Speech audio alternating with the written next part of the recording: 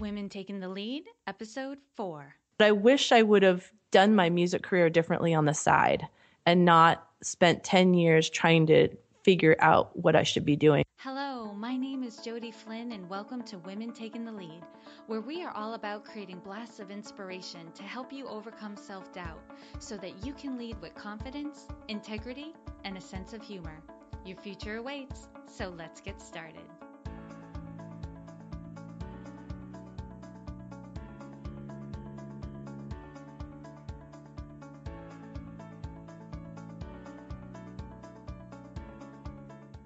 Hello, everyone, and thank you for joining us today. I'm here with Bree Noble, who is an entrepreneur, musician, and speaker. She founded Women of Substance Radio, an online radio station that promotes quality female artists in all genres.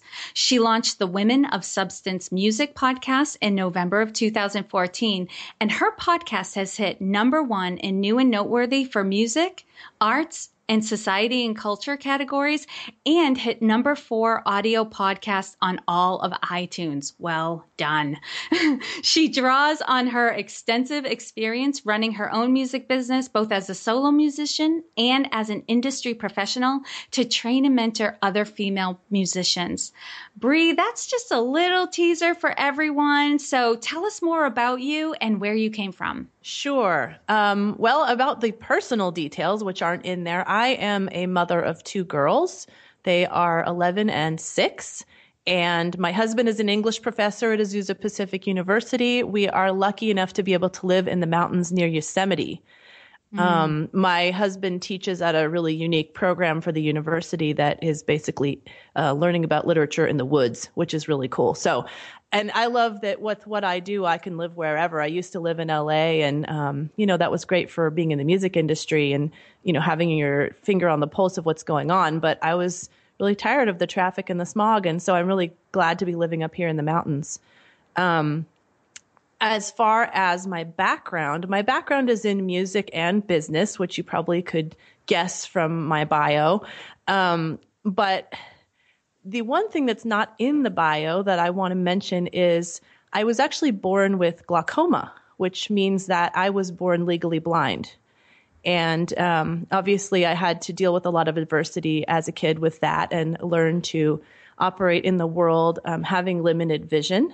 And when I was in high school, I actually lost vision totally in one eye. So I've been, basically battling that, not as much within myself because being born with it, I was used to it and I learned to deal with it from a young age, but battling kind of that impression from other people that, maybe I couldn't do as much as they thought I could just because of my visual impairment. So that has kind of been my signature as far as focusing on battling my adversity from a young age and going into the workplace and trying to prove that, yes, I can do as much, if not more, than other people.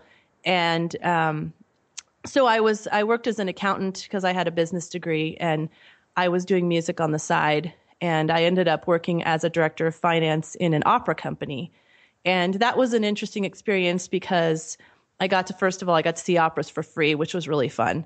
And, but being a woman in that kind of environment was very interesting because the office was run by executive directors and production directors that were all male. And I was the only female on the executive team.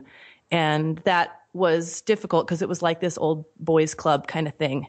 And my breaking in, #1 as a woman, and #2 as someone who had a visual impairment was difficult. But I believe that in my 5 years there, I really proved myself, and I think everyone in the office respected me for what I was able to do, even dealing in this old boys club kind of atmosphere.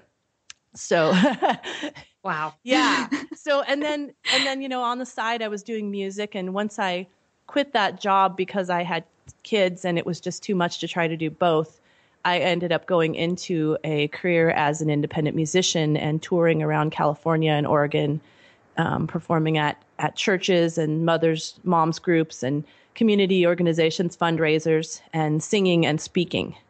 So that's what kind of led me into the whole music thing as a career, because once I was tired of touring and I had a second child, I wanted to be working from home. That was when I started Women of Substance to help promote musicians like myself, but I didn't really want to promote myself. What I wanted to promote is the people that I had met along the way that were just so fantastic as far as musicians that I didn't think were getting enough press. So that's kind of the whole journey that I've been on. Wow. Yeah. So you've clearly had success in your life and you've definitely gained some confidence. But take us back to a time when you were playing small and you may not have been aware of it at the time. Share with us the story and the lessons you've learned along the way. Sure. I would say the biggest thing of me playing small was in my music career at first, because I started out in my 20s and I thought I need to find a band to be in, because I didn't value myself enough as a solo artist, as a songwriter. I thought I need to find someone else's vehicle and jump on it. And that is, where I'm going to find my music career. And so, I looked in the recycler and the paper and places that people would advertise. And I just went from band to band to band, and just not very fun experiences of just not being a good fit for the band, or, the band not getting along, or, the musically not meshing. And I probably was in, 5 or 6 different situations in Southern California as far as music, and nothing was ever quite right. And finally, just out of frustration, I said, that's it. I am going solo. I'm going to try to do this solo. I don't know how I'm going to do it because I don't feel like I have the goods, but I can't put up with this anymore, dealing with other people's issues. And so I went solo, and I focused in on writing an album, and I put it out. I started, wanting to book a tour. And this is where I really played small, in that I didn't know how to put myself out there. I didn't know how to make kind of an angle or make myself unique. And I just, would contact people and say, oh, I'm a singer-songwriter, would you like me to come sing? And, they'd be like, oh, that sounds nice. Let me talk to some people. And I'd never get back to me because there was no compelling reason for them to call me back.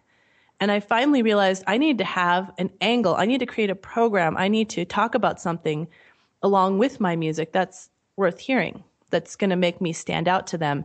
And that's where I came up with my program, You Are My Vision, talking out about growing up visually impaired and how that related to songs that I've written.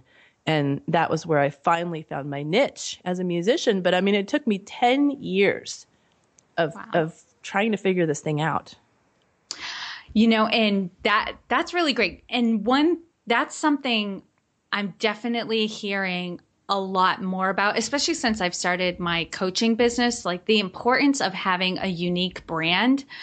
But this is something I think I could have learned 15, 20 years ago when I was first starting my career, that if I had worked more towards finding my unique set of skills and what makes me different, I would have stood out more when I was just up and coming, in my career.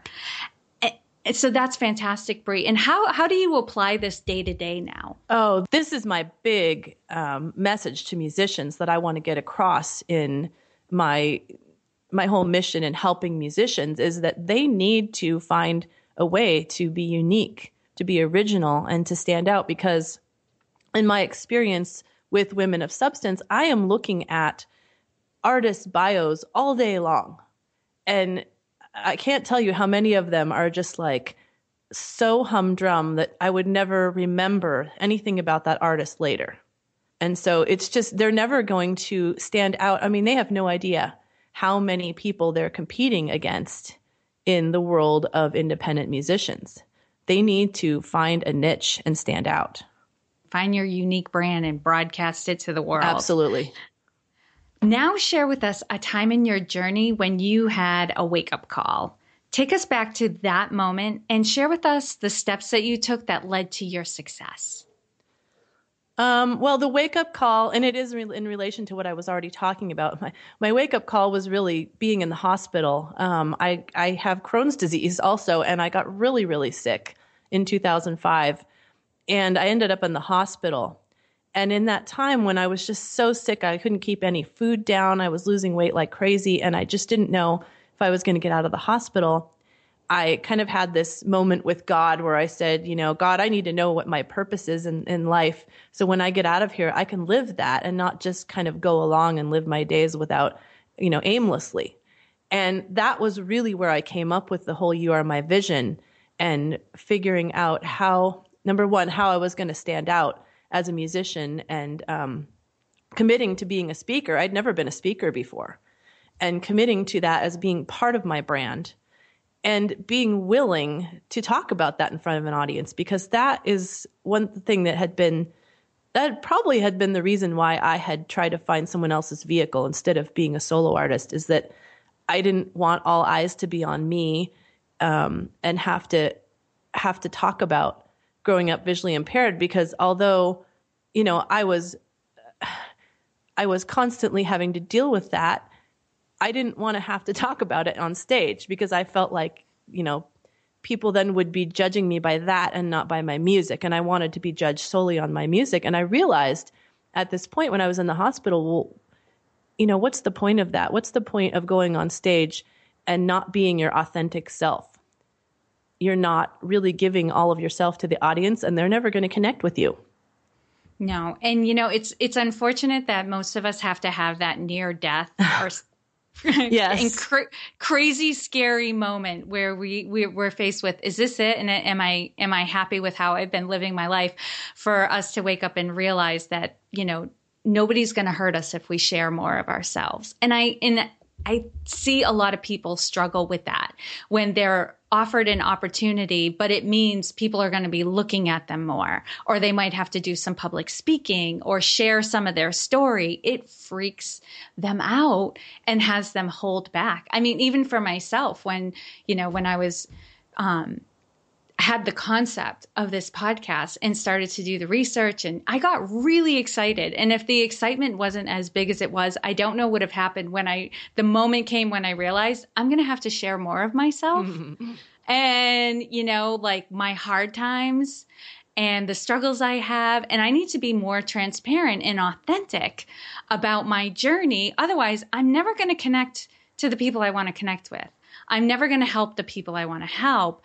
And that was a moment, I realized, I was like, how much do I say? What do I say? And how do I say it so that it doesn't sound like a pity party, but it's rather, this is who I am. And this is what I deal with. I hope you're cool with that, so that is something I think we're all faced with. So I admire your bravery, because even though it came from a near-death experience, it still takes courage. Right. To go back and do it and allow yourself to be exposed and vulnerable. So that's great, Bree. Okay. What I want everyone to get is that there is no one way to lead. We're all different, and we're all going to lead differently. How would you describe your leadership style? Well, I would say I'm coming at it from the angle of three important things: authenticity, experience, and value. So, I am going to be authentic with my audience. That is something I learned, as I just said, from that experience. There's no point in not being authentic, because you're not really going to connect with anyone. So, I want them to understand that whatever I am talking to them about, I always have their best interests in mind, because I really, really want to help them. And I want that to be clear. And then I want to, I come at it with the experience that I have, because I want to shortcut it for them. I wish I had a leader that I could have followed when I was in my 20s, and I wouldn't have, floundered around for that many years. So I want them to understand that I've got the experience that I want them to benefit from. And then I want to provide them value, and, everything that I am going to be giving to my audience is not necessary. I mean, it's going to benefit me too in the end, but it's mostly about benefiting them. Mm. What I really get from your leadership style, it really comes from a place of service. Right. You're really trying to serve the people who are following you. Absolutely. What is one thing that you are working on right now that you're really excited about? Well, I am really excited about creating my school for female musicians called Female Musician Academy. And I actually haven't put this in my bio yet, but I just recently, a few weeks ago, found out that I won a scholarship to Boss School. Have you heard of Boss School? No, tell me about It it. is for female entrepreneurs who would like to either start a business or start a new part of their current business. And it's going to be a 90-day intense program of, just even furthering my abilities as an entrepreneur and really focusing in. And during this, I'm going to be creating my Female Musician Academy. And so that's starting in March, and I hope to have my Female Musician Academy all ready very soon to start taking students and helping them get the information and the tools that they need to take their career to the next level in music. Oh my gosh, that's crazy exciting. Yes. And I will be sure to put the link to Boss School. I'm assuming they have a website. They do. They are called Hello Fearless, and it's all for women in business. Okay, I'm making a note of that. And of course, I have the Hello Fearless going through my head right now. So I will have the link for that in the show notes. And if your website is ready to go for the Female Musicians Academy, then I will have that in the show notes as well. And if not, I'll be sure to be blasting it out on social media and in my newsletter to make sure that people are aware that it's open and available, because I think you've just gotten a lot of people excited about that. It will be ready. Some form of it will be ready. We will at least have some free content for them to learn from until all the other content's up. Perfect. Okay, now I'm going to do a quick leadership roundup. So tell us, what is one practice that makes you a better leader? I think it is consistency. And I've really, really had to hone in on this with my podcast, because my current podcast, which is a music podcast, is 5 days a week. So yeah, I really, I need to be consistent. People are expecting to see that podcast 5 days a week, and they listen to it on their commute or when they're running or, and they want to know that it's going to be there and it's going to be quality. So, and with the Women of Substance radio, I've been doing that for 7 years, and I have no intention of stopping. I love it. And I've always, kept it consistent quality and just building upon that. So I think, after 7 years, the people that are following me really see that I have that consistency. Absolutely. And, it's so funny because I hear, I have a psychology background, and learning about human development, they stress how important it is for kids to have a routine. But the more I'm out in the world and the more I study and have my own experiences, the more I realize that as adults, we're really just kids in a bigger body. Yeah. Right. We like our routines too. And if we get used to something and it goes away, we're a little off kilter for a while. Like, it throws us for a loop. So if I'm listening to a podcast and it's 5 days a week and all of a sudden it's not there, I'm a little devastated. Yes. by that. So that's why, as someone who provides service and has such a great product, people are looking for it and they want it to be there. So that's really great. What is one book that you would recommend to a woman to help her develop in her leadership?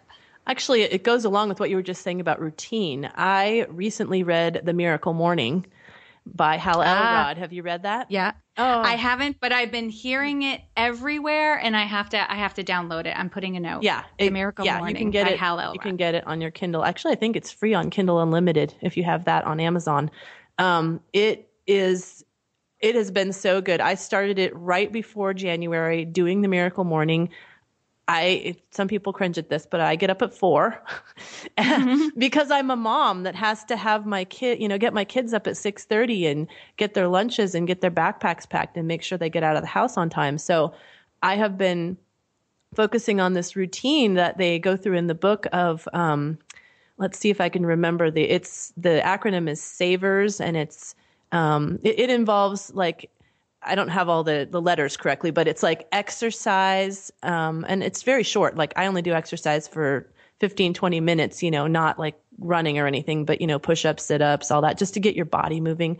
And then, and doing some journaling, doing some reading, doing some, affirmations and visualizations to, kind of think about where you want to go, what you want to see, even like in 30 days, 60 days, 90 days in your business and your life. And it really it helps you focus your day starting out. And then by like 4:30, 4:45, I'm on to working and marketing my podcast for that day. And I can get all that done before the kids get up. Great. And I'm glad you underscored that, because I was also going to say to anyone listening, if you read The Miracle Morning, it does not mean you have to wake up at 4:00 in the morning. No, it doesn't. I mean, he says he started at 6 and then he just loved it so much and he wanted more. He started getting up at 5. Yes. But I do at 4 because I want to get some work done before the kids leave. I do a bunch of Twitter and Facebook stuff to promote that day's podcast. And I just want to get that off my plate before I start my actual work day. Yeah. So the key is to just get up a half an hour, 45 minutes earlier than you normally would to start this Miracle Morning process. And the people who've read the book, they have been raving about it. So it is on my list, and you've just prompted me and called me out on it. So I will get that done. Bree, what is your favorite healthy food? Okay, so recently I got a Jamba Juice gift card, and I always thought, my kids like Jamba Juice, but it's not that healthy for you because they mostly use, lots of fruit with a lot of sugar and sherbet and that type of thing. So I looked on their website and I found out that they now have greens drinks, and they have one called the Tropical Greens that I love. I think in some Jamba Juices you can get it fresh, but they have these fresh press that are actually in the fridge, and they're in a glass bottle, and they're so good. It's got like kale and spinach plus like all these tropical, like mango and pineapple and stuff mixed in, and it tastes delicious. Awesome. I'm going to have the link for that. I'll find the description page with the ingredients, and I'll link that up in the show notes as well. Okay, here's the tough question. Knowing what you know now, if given a chance to go back and do anything differently, what would you change? I think I would have definitely fast-tracked my music career. As far as, I was working, and I would never skip over the working in the corporate world part of my life, but I wish I would have done my music career differently on the side and not spent 10 years trying to figure out what I should be doing, trying to play by other people's rules. And because I would have gotten there so much faster instead of waiting those 10 years to find my direction. And it sounds like something you would have enjoyed doing anyway, so that might have alleviated some of the stress. Yes. That you were experiencing in your job.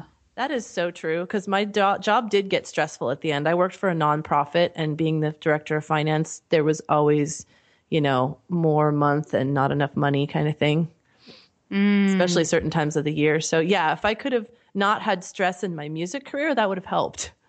Yeah. So ladies, you know what we're saying, find time to pursue your passions, even if it's only on the side, even if it's only a little bit each week. And I makes think a huge difference. What would have really helped is if I had a mentor like myself now that could have shortcutted it for me and told me what I needed to do to get there instead of trying to figure it out on my own. Bree, that's perfect, because one thing we also tend to do is in our minds, it's so much more complicated than when we say it out loud or we're talking to somebody about what we want to do, right? Oftentimes when we're overwhelmed or we have reasons why we can't do something, another person who is calm and rational will say, "Why are you overthinking it?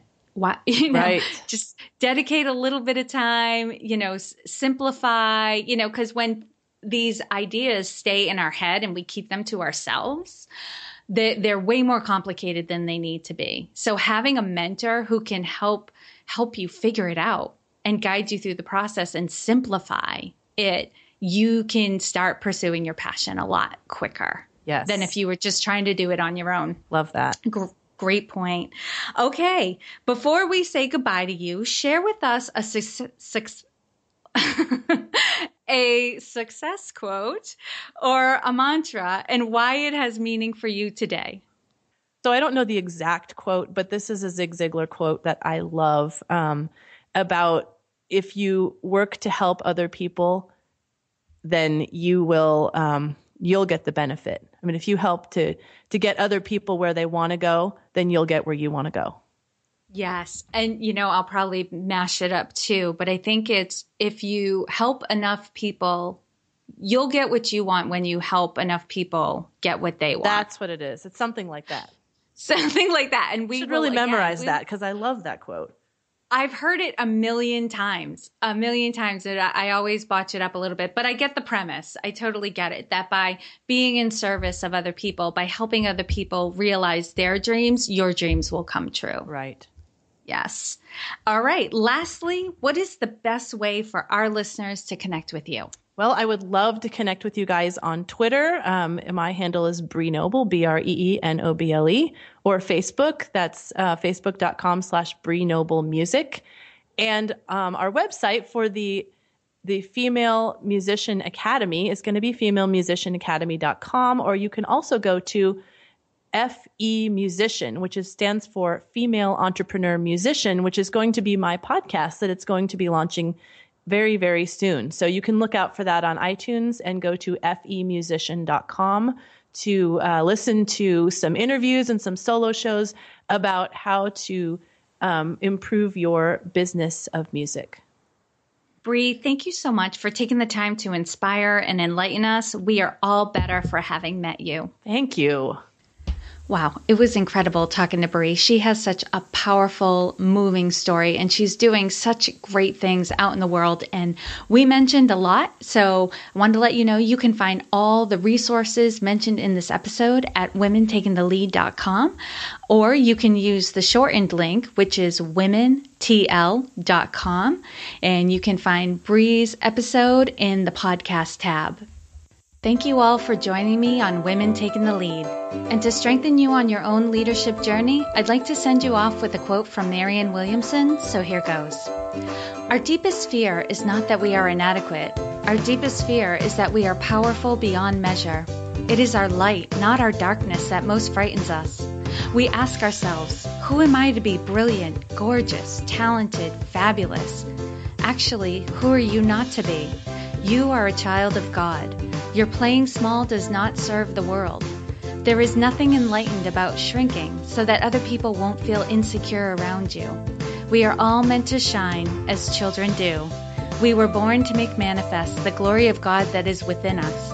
It's not just in some of us, it's in everyone. And as we let our own light shine, we unconsciously give other people permission to do the same. As we are liberated from our own fear, our presence automatically liberates others. Again, thank you for joining me, and here's to your success.